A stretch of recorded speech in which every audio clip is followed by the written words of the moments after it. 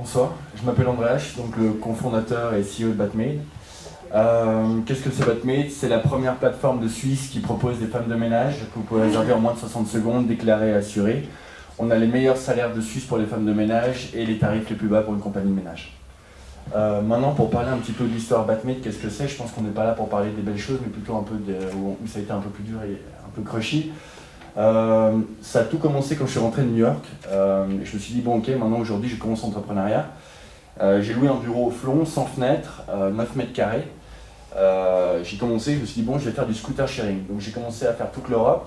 J'ai fait Paris, Munich, Hambourg, Barcelone, Madrid, en fait, pour comprendre en fait, comment marchait le scooter de A à Z, les batteries, les roues, le système de frein, pour essayer de monter mon propre système et pouvoir faire du sharing, parce que je pense que c'est l'avenir dans les grandes villes. Après un mois d'études, et en me disant que j'allais quand même le lancer sur un marché local, donc Lausanne ou Genève, je me suis heurté à la triste décision que c'était l'investissement le moins, on va dire, productif, du fait qu'il fallait environ 15 millions sur 2 villes, et que le retour sur investissement était après 15 ans. Donc j'ai abandonné, et là je me suis dit, bon, qu'est-ce que je peux faire d'autre? Et là j'ai pensé à Batmade, donc j'avais utilisé un service concurrent, en fait le pionnier dans le home cleaning service qui s'appelle Handy.com, qui est une boîte aujourd'hui évaluée à plus de 300 millions de dollars, qui est aux États-Unis et en Angleterre. Donc en fait, je me dis, bon, j'ai monté quelque chose de similaire tout en modifiant par rapport aux termes légaux, parce qu'on n'est pas aussi ouvert que les États-Unis, on a quand même notre système légal suisse, et par rapport au fait que la plateforme, je ne voulais pas exactement qu'elle soit telle qu'elle, mais qu'elle soit plus avancée dans une certaine manière. Donc on a commencé, j'y connaissais rien en informatique, pour dire. Donc là, j'ai dû commencer à étudier tous les bouquins d'informatique, donc comment est-ce qu'on crée un site web, comment est-ce qu'on fait que les users vont commencer à cliquer sur le bon bouton, quelles sont les couleurs des boutons, tout ça en même temps que le business plan, hein. Donc ça s'est fait très rapidement. En 5 mois, on a mis en place la plateforme qui était le MVP, qui était déjà un MVP assez fini, d'ailleurs, qui est assez proche de ça, d'ailleurs. Donc pendant ces mois-là, qu'est-ce qui s'est passé? On a commencé en début septembre. J'ai appelé mon associé, je lui ai fait, écoute, voilà, je te propose une affaire, est-ce que tu veux venir avec moi, on va lancer du home cleaning. Il me dit, écoute, je suis chaud à monter une nouvelle start-up, mais du home cleaning, ça me branche pas trop, je viens 5 minutes, on discute. Il est venu le lendemain, il n'est plus jamais reparti, c'est venu mon associé, donc Eric Laudet. Ensuite, il est venu dans mon bureau, que j'avais déjà de 9 mètres carrés. Après 2 semaines, on a engagé notre premier employé, toujours dans un bureau de 9 mètres carrés sans fenêtre. On est resté pendant 1 mois et demi là-dedans, on a engagé un CTO qui travaillait de chez lui parce qu'il ne pouvait pas travailler avec nous. Et on a outsourcé l'IT au début, tout en mettant en place du fait qu'on voulait vraiment chaque process qui soit bien comme on le voulait. À partir de là, on a travaillé d'arrache-pied, hein, c'est 6h du matin, 1h du matin du matin chaque jour. On dort à peine 4h30 par nuit, on n'a que des ennuis, le business plan change dans la tête tous les jours. On a dû monter notre propre modèle légal, donc on est les premiers en Suisse à remonter ce qu'on a fait, on a dû passer dans la SECO, la SPECO, et tout ça en 5 mois. On a eu de la chance qu'on a eu des appuis en politique, pour pas aller beaucoup plus vite, parce que sinon ça aurait été impossible.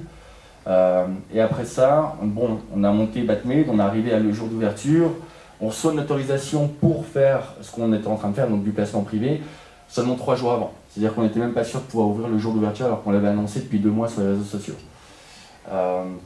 On ouvre Batmade, premier jour, mes 3 potes, mes 3 meilleurs potes bookent une Batmade, on se dit bon cool, c'est sympa. On attend une petite semaine avant les autres bookings, beaucoup de galères, on a eu beaucoup de cabinets d'avocats qu'on a dû suivre parce qu'on a été attaqué sur tous les fronts. Les syndicats, j'en parle pas sur le fait qu'on a eu sur tous les fronts, on a plus de 5 cabinets d'avocats qui nous suivent actuellement.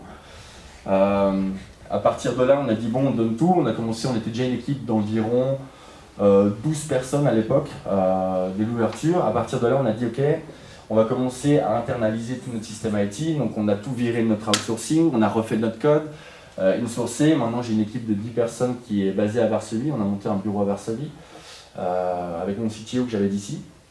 Et aujourd'hui, on a des challenges en fait qui sont plus des challenges, on va dire, du début, mais qu'on grossit. Donc c'est plutôt la culture d'entreprise pour être sûr qu'elle gagne, être sûr d'engager les bonnes personnes, être sûr que tout le monde travaille on va dire, assez fort, et aussi le manque d'expérience entre guillemets qu'on a par rapport au management. J'ai jamais eu à gérer autant de personnes que maintenant. Aujourd'hui, on a environ 800 femmes de ménage qu'on doit diriger tous les jours. Être sûr que du moment où elles reçoivent le booking, qu'elles vont chez le client à l'heure, qu'elles prennent les clés au bon endroit, qu'elles fassent le ménage dans toutes les parties de la maison, qu'elles remettent tout à l'endroit, qu'ensuite elles remettent les clés encore au bon endroit, qu'elles partent, qu'elles arrivent au ménage à l'heure. Tout ça, dans la journée, tout doit être parfait. On a droit à zéro tolérance. Les clients ne sont pas là pour tolérer, surtout en Suisse qui est un pays, on va dire, le 1 des plus propres au monde.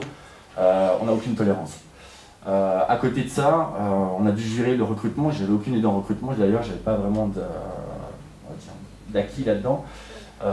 Donc au début, on l'a fait un peu à la mano, c'est-à-dire que j'ai fait s'occuper des 300 premiers entretiens de femmes de ménage. Chez moi, dans mon salon, parce que le bureau en fait a bougé après 2 mois, on a bougé en fait tout le monde dans mon salon, on est resté à peu près 1 an et 10 mois dans mon salon, on a été jusqu'à 12 personnes dans mon salon. Donc j'avais plus de vie, ma chambre d'amis, j'ai enlevé mon coloc, il a dû partir, c'est devenu une chambre de meeting. Mon canapé, mon salon, j'ai tout mis par la fenêtre et c'est devenu un énorme coworking space. Et la cuisine, en fait, c'est devenu l'endroit pour les gens pour se reposer un petit peu. Il ne restait plus que ma chambre, ma salle de bain, c'est la seule chose que j'ai pu conserver. Qui était assez dur au début parce qu'on n'a plus de télévision après 6 mois, on veut regarder un film le dimanche soir, c'est assez chaud. Mais bon, ça a été fait. Donc voilà, ensuite le niveau recrutement, donc on a dû monter en fait toutes les bases de recrutement pour devenir en fait le meilleur, en fait le plus rapide et le plus qualitatif des employeurs suisses. Aujourd'hui, on a un rythme de 20 femmes de ménage recrutées par semaine. Il faut que j'augmente ce rythme d'ici la fin de l'année à 35 pour suivre la demande. Donc aujourd'hui, on a monté des process. J'ai 5 personnes qui font que du RH toute la journée. On a mis des process de A à Z. Donc je ne sais plus qui c'est qui a énoncé avant qu'on passe d'un milieu où on n'a vraiment aucune règle, où on se bat chaque jour pour essayer de survivre, à un milieu maintenant où il faut mettre du process partout pour être sûr que toutes les steps sont suivies et que tout le monde puisse suivre un peu le rythme.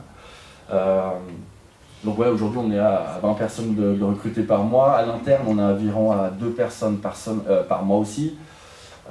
Aujourd'hui, on est une équipe de 30 à l'interne et 800 femmes de ménage, comme je l'ai dit. À la fin de l'année, on devrait être 45 à l'interne et environ 1350 femmes de ménage. Aujourd'hui, on est ouvert sur toute la Suisse, à part le Tessin, parce qu'il y a des petits problèmes de trouver des gens qui parlent assez bien italien, et au Luxembourg. Et on doit ouvrir bientôt à Monaco et sur une partie de la France. Donc voilà, là c'est un premier entrepreneuriat. J'ai aussi dû m'occuper d'un hôtel qu'on m'a mis en gestion sans vraiment que je le veuille, mais que j'ai pris en gestion au tout début de Batmade. Donc là j'ai dû m'occuper de toute la rénovation de l'hôtel, changer le management, changer le marketing, changer le personnel.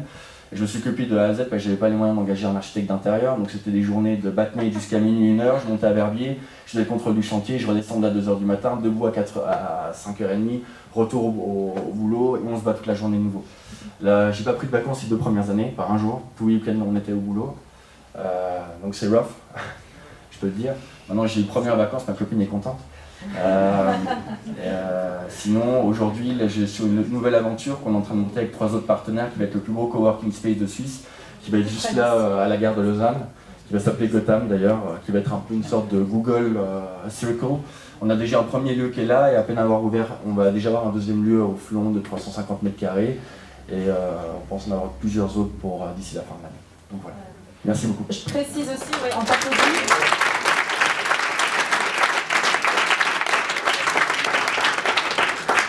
Andreas a passé son brevet, ce qu'on appelle comme ça, en tout cas sa certification de femme de ménage.